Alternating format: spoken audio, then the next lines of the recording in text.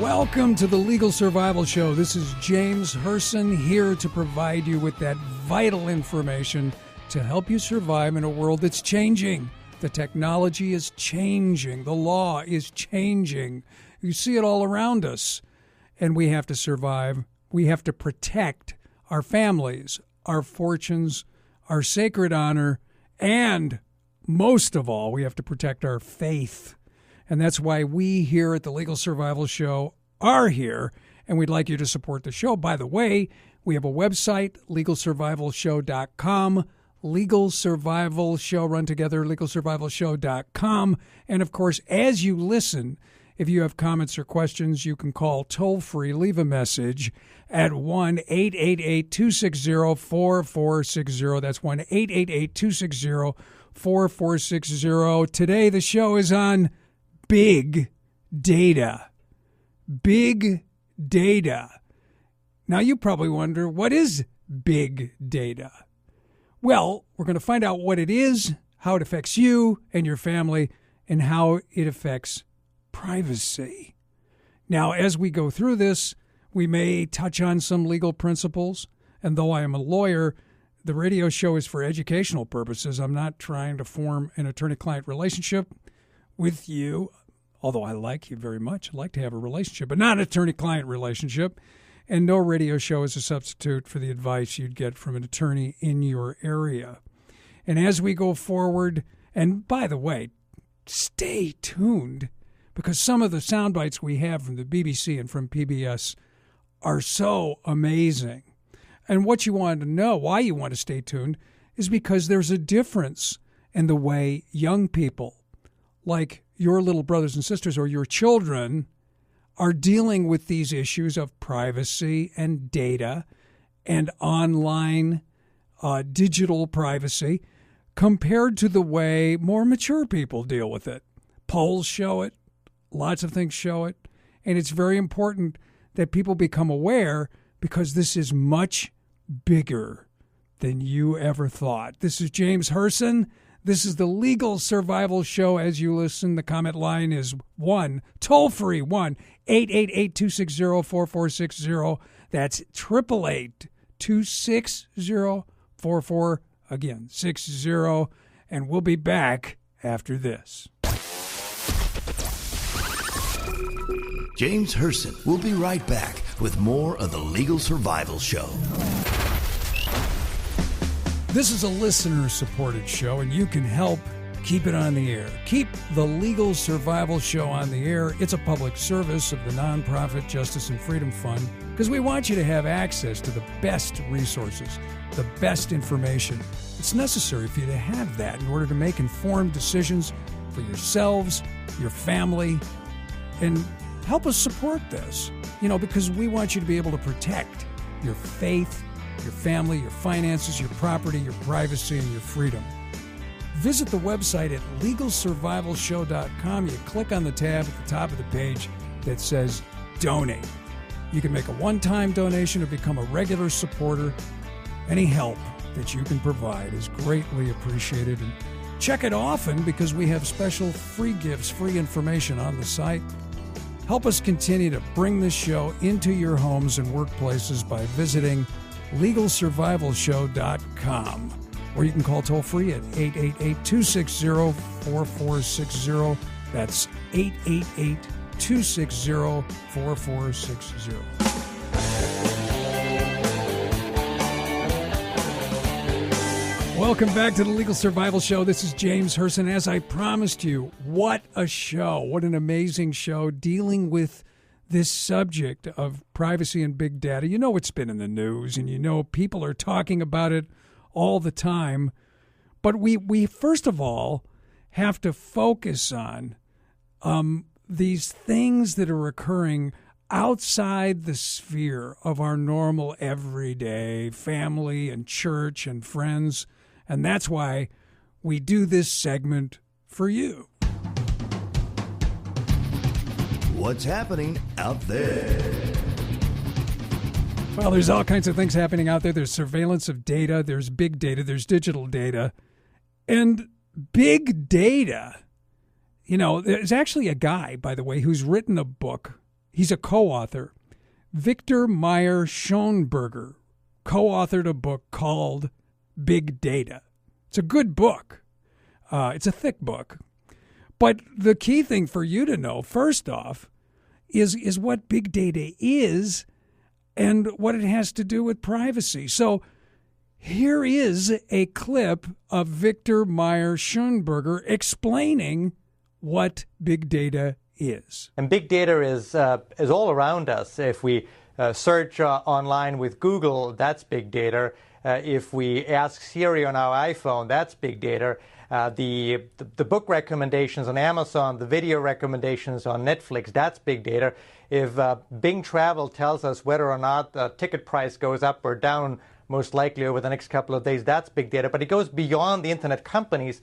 We see it when airlines make predictive repair and maintenance on their jet engines, or when inflation rates are being announced almost in real time, not by government officials, but by a startup company out of Boston that monitors online price data points. Now, you see, obviously, that there's more to data than we think, and that it truly is big. And by the way, this, again, to remind you, this is Victor Meyer Schoenberger, the co-author of a book called Big Data.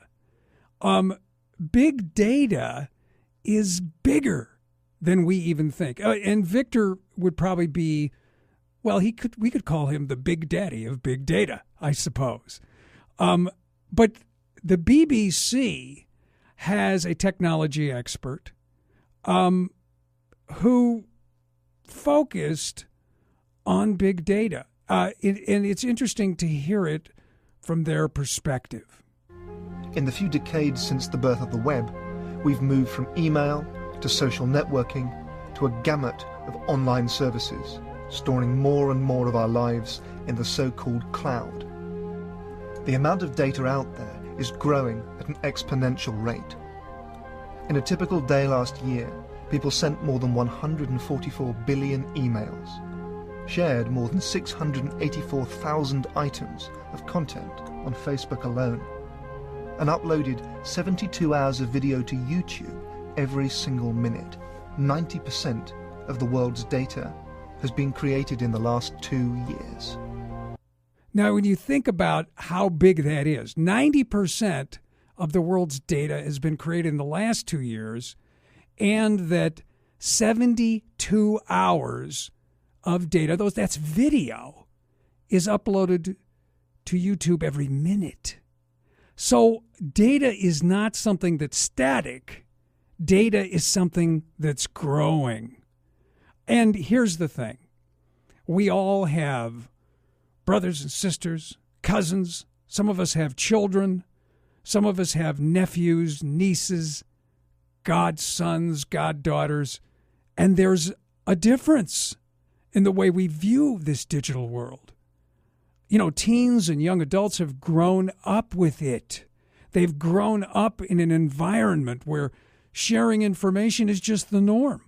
We see them. They're always snapping pictures of themselves and texting, and sometimes unseemly texting. We shouldn't, as Christians, allow that sort of behavior.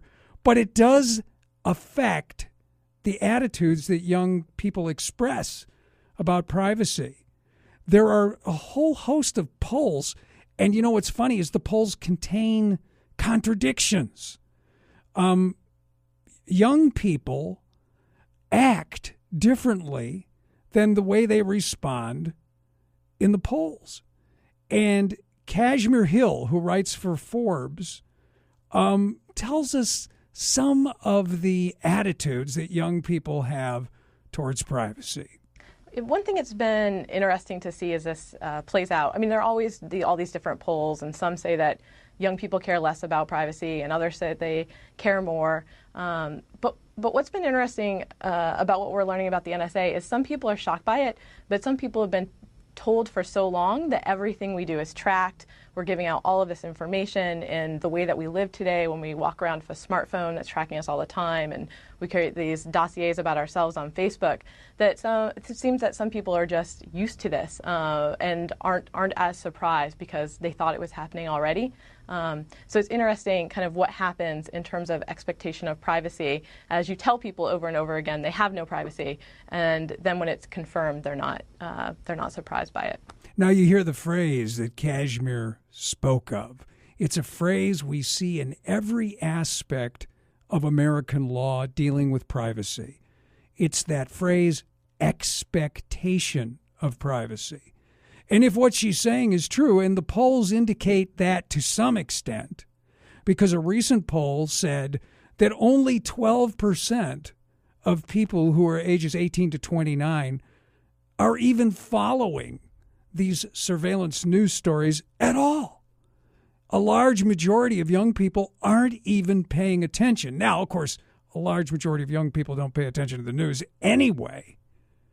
But it could very well be that because of growing up with it, taking it for granted, that the idea of what a reasonable expectation of privacy that judges talk about, that are in our statutes and case law, that is changing.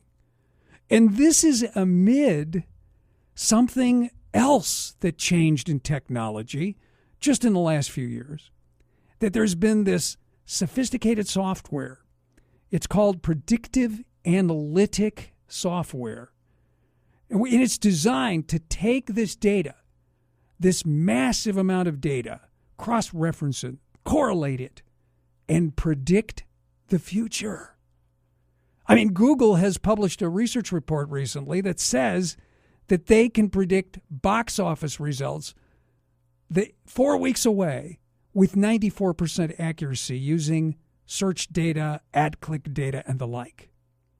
This brings up, though, some scary, scary consequences.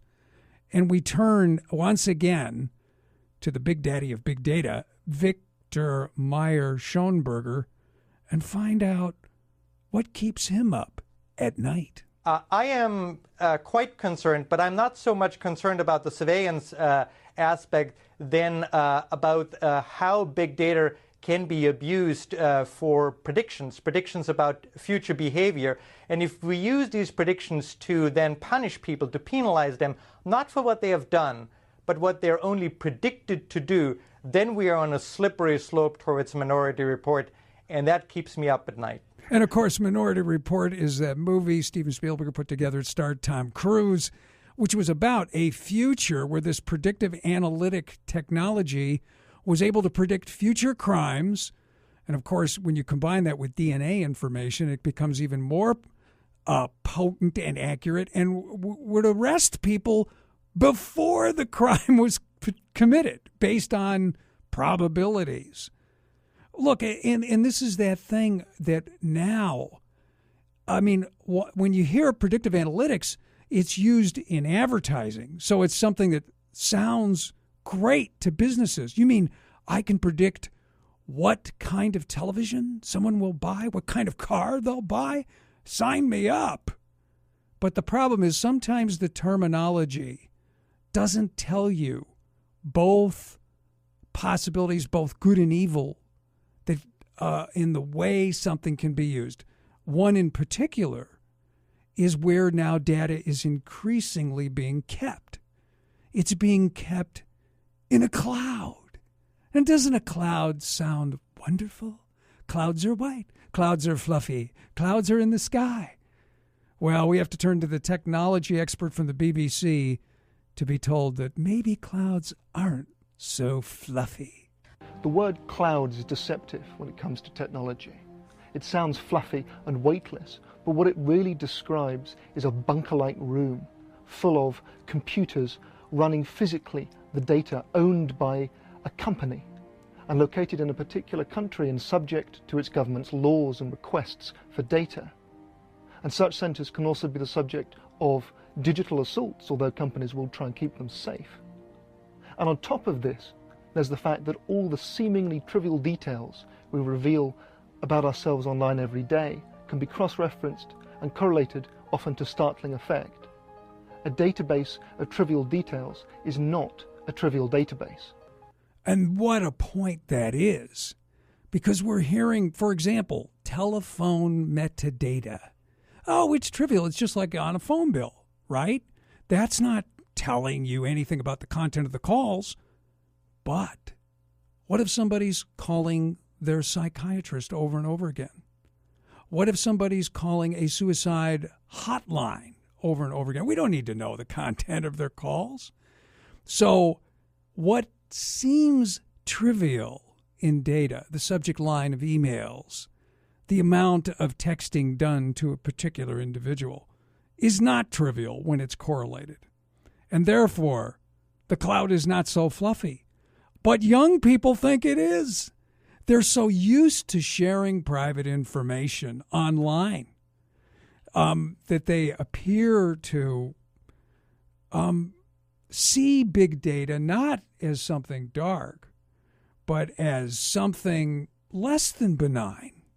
I think people are thinking about this a lot these days, and privacy has become something very interesting to people, in part, I think, because they're on Facebook and they're sharing so much information, and everyone has a smartphone and they're downloading apps that are sharing a lot of information about them, from where they are, their location information, to who their contacts are. So I think people are thinking about it a lot, but a lot of people are also aware of the benefits of big data. So I think people are often giving up that information knowing that they're going to get something in return.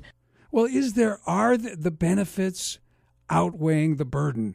And that's something that we'll have to explore in the next segment here on the Legal Survival Show. But don't go away. There's so much more that you need to know for the sake of your family and your faith.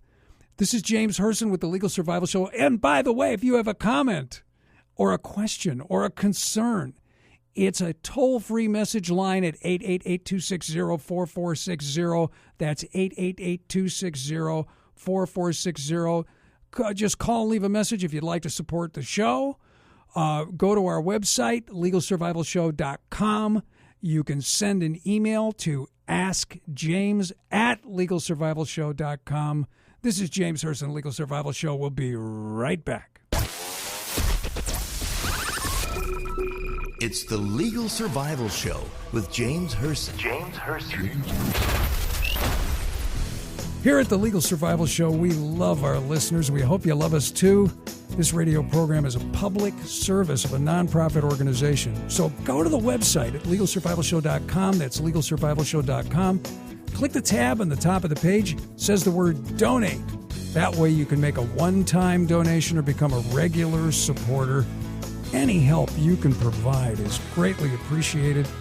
Or you can call toll-free at 888-260-4460. That's 888-260-4460.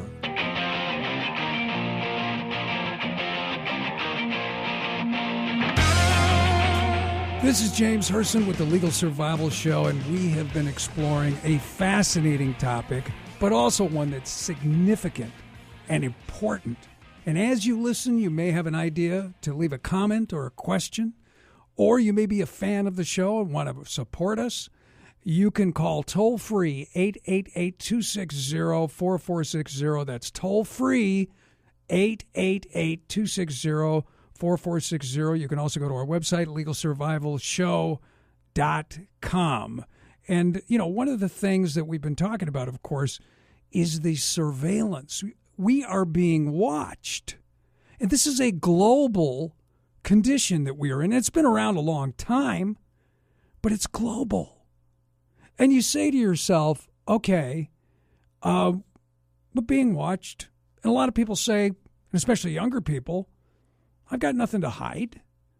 It's no big deal. Other people say, I've searched the scriptures, and this makes me feel very, a term I've heard used over and over again lately, end-timey. It makes me feel end-timey about what's going on. Since it's a global situation, and it smacks of George Orwell and Big Brother. But people talk about it not being concerned about it because, it's just this stuff I'm just sharing with my family and my friends. I mean, no one would be interested in the kind of data that I'm sharing, so why should I be worried? Now, the usual argument used about why we don't need to worry about the state snooping upon what we're up to online is that if we've done nothing questionable, we've nothing to worry about. Yet it's surprising how even the most innocent of forays into cyberspace can disclose all sorts of things about you that you weren't necessarily aware you were revealing. And leave it to the BBC to say it in such concise, precise terminology. And that is, we think that our data doesn't reveal much. And yet it is revealing. As I pointed out in the last segment, when we look at telephone data, the content of the call is not necessary sometimes to find out something that is very intimate. What if someone is calling, a crisis pregnancy center? What if someone is showing that they are calling a place that is an evangelical outreach? If they have multiple calls to an evangelical outreach, then wouldn't that reveal something about their worldview? Of course it would. And so, we even have data that was taken both by companies and by political organizations from cable television companies. Think of that. If someone could see a matrix of every show that you've ever watched, how would you feel about that? And as we pointed out in the last segment, the terminology that's used in big data, maybe it's used to sell you something. Maybe it's used to make you think that something is soft and comfortable and benevolent, kind of like the term cloud. The word cloud is deceptive when it comes to technology. It sounds fluffy and weightless, but what it really describes is a bunker-like room full of computers running physically the data owned by a company and located in a particular country and subject to its government's laws and requests for data.